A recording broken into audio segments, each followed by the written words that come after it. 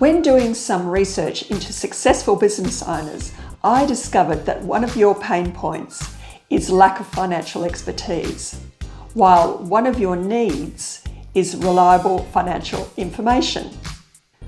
One tool most owners use to base their business decisions on is the P&L or profit and loss. But how do you, as a non-accountant, make sure those figures are actually reliable and rock solid?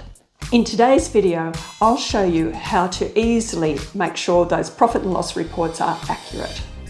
Hi, my name's Anne Plummer and welcome back to my channel, CFO Value Unleashed, where I talk about how you can work with finance professionals to drive growth in your business.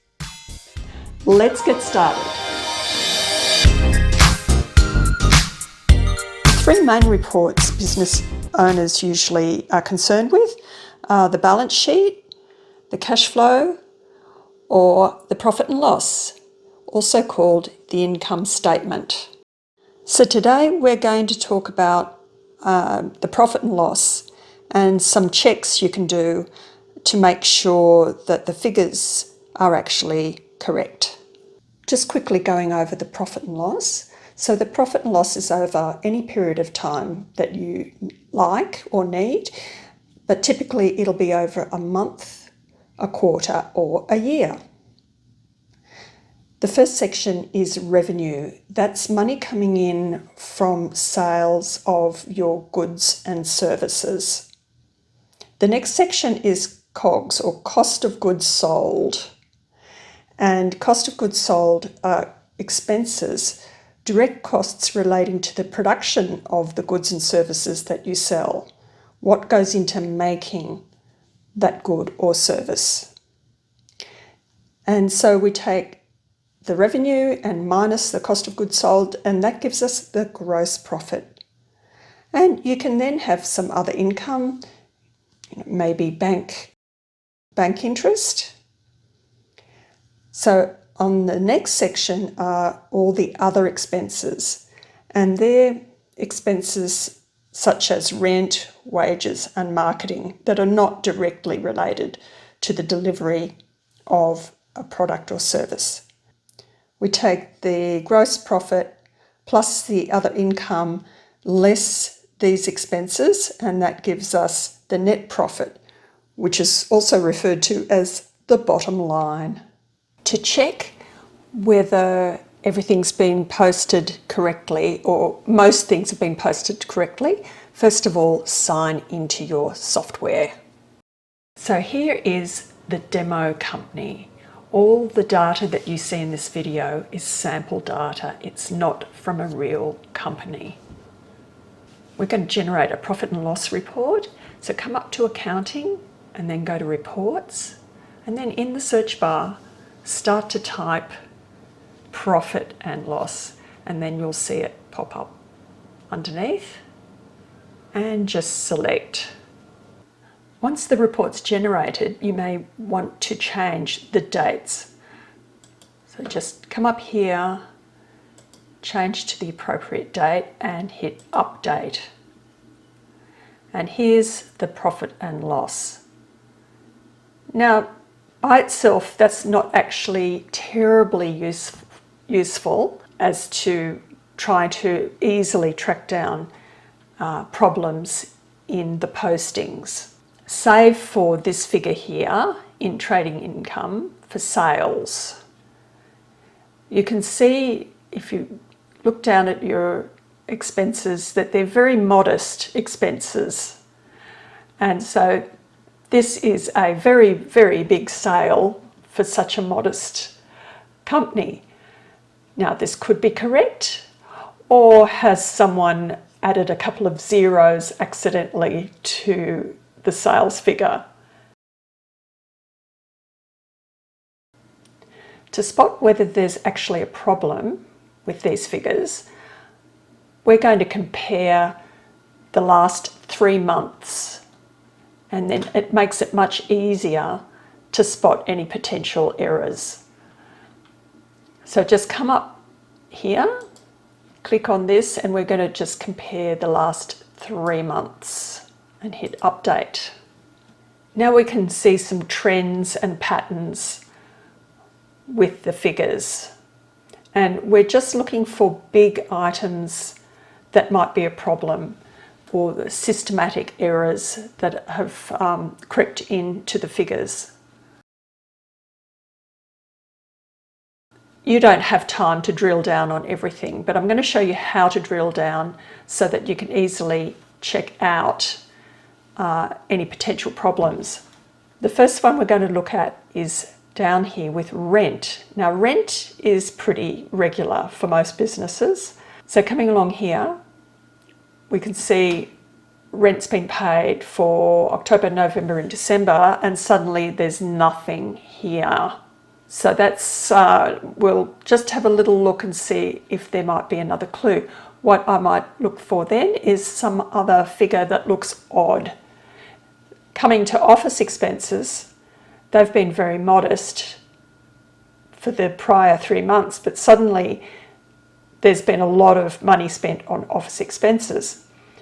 To drill down, just find the figure you want to find out about and right mouse click and then open in a new tab. Switching to the other tab, here is the detail of office expenses for the month. Having a look, you can see that rent has been posted here to office expenses, not once, but twice. And they should have been posted to rent. So pop that on your list to your bookkeeper or accountant. So just keep doing that until you're satisfied. You can check every account or only whatever is sticking out to you as far as anomalies. The next thing you should check is wages and salaries.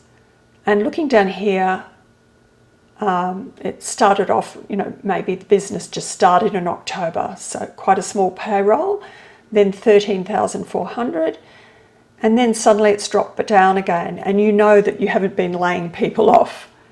What you can do is just have a look and make sure payroll has been processed. Coming up to the top here, clicking on payroll and then scroll to pay employees like that. And we can see up here there's a draft pay run, and the draft pay run was supposed to happen on the 15th of January. But it hasn't been actually processed. Even though your employees were paid, it wasn't actually processed. So that is why that figure is missing from your profit and loss. Make a note of that to discuss with your bookkeeper or accountant.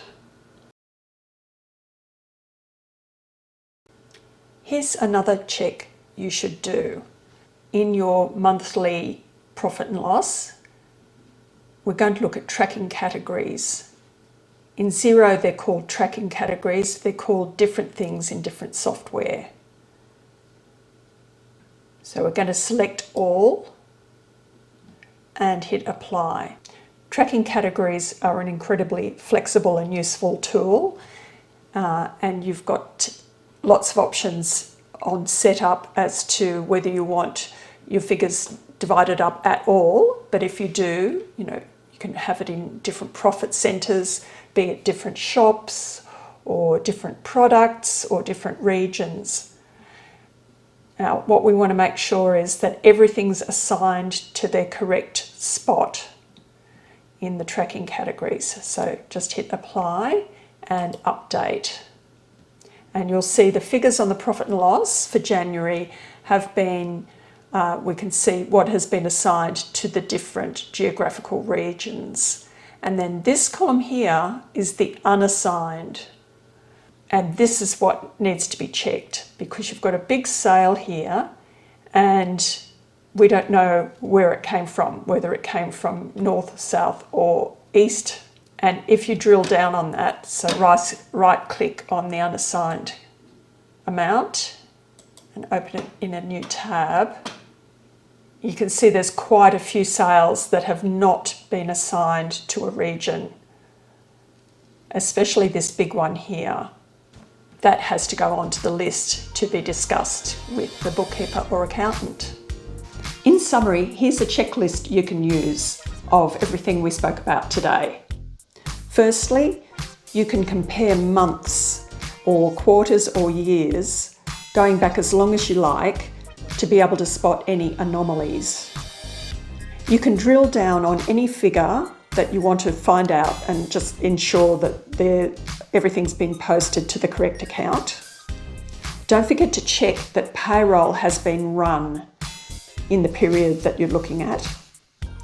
And check for any unallocated items if you use tracking categories or classes and locations. Another really important thing you need to do that goes on this checklist is to make sure the bank accounts have been reconciled correctly. I've done an entire video about this and I'll put a link in the description for it. I hope you found today's video useful. Let me know in the comments if you've got any questions about it, or if you've got any areas that you need help in that you'd like to see a video from me about in the future. See you in the next video.